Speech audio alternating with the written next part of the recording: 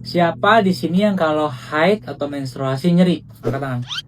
Angkat tangan. Haid, nyeri, atau dysmenorrhea itu perlu kita kategorikan dalam dua deh, nggak usah banyak-banyak ya. Jadi ada yang benar-betul dysmenorrhea atau nyeri pada saat haid, atau cuman discomfort aja, atau misalnya cuman gejala PMS. Kalau misalnya gejala PMS, biasanya itu dia mencakup tidak nyaman, kram-kram, pokoknya tidak sampai mengganggu aktivitas, tetap bisa bersekolah, tetap bisa kerja, tanpa harus dibantu dengan obat anti nyeri. Nah, tapi kalau kita ngomong dysmenorrhea, nah dysmenorrhea ini umumnya sudah mengganggu aktivitas, jadi bisa sampai sakit banget, guling-guling di ranjang, sampai nggak masuk kerja, nggak masuk sekolah, nggak bisa beraktivitas ya. Khasnya biasanya di hari pertama atau hari kedua atau mau menjelang menstruasi. Nanti hari ketiga, keempat, seterusnya sudah jauh berkurang. Nah, kalau rutin ada nyeri haid seperti itu, mau di anak-anak, mau di orang tua, mau yang sudah punya anak, ya tetap harus kita waspada juga. Ada namanya endometriosis. Endometriosis ini merupakan suatu penyakit pada otot rahim. Bentuknya bisa namanya adenomiosis ya di otot rahim, seperti miom tapi tidak jelas batasnya, atau dia kecil-kecil nih, kecil-kecil di dinding rahim nih seperti ini, namanya DIA ya, Deep Infiltrating Endometriosis, atau saudaranya namanya yang paling sering kita dengar kista coklat atau kista endometriosis yang ada di indung telur. Berbahaya nggak dok? Nggak bahaya, tapi rese. Kenapa rese? Karena satu, sakit, kedua berhubungan sama ketidaksuburan ya. Jadi kalau untuk ada endometriosis, adenomiosis ataupun kista coklat ini, kita bisa tangani dengan pemberian anti nyeri ya, atau dengan golongan NSAID, atau kita bisa dengan obat hormonal yang berisikan progesteron ya, atau kalau misalnya sudah sangat berat sekali berhubungan dengan infertilitas atau ketidaksuburan, kita bisa terapi-terapi yang lebih agresif ya, atau sampai ke operasi. Tapi ingat, kalau endometriosis atau kista coklat itu dia sifatnya tumbuh lagi, jadi kalau tidak mengganggu banget, biasanya kita tunggu sampai menikah pasiennya, baru nanti mau promil baru kita tanganin semua. Jadi kalau yang punya haidnya sakit banget, kontrol ke dokternya, cek apa aja, siapa tahu ada masalah ya, amit-amit sih. Tapi kalau nggak ada kan bisa diberikan konseling dan edukasi supaya tidak parno atau tidak overthinking. Oke? Semoga membantu.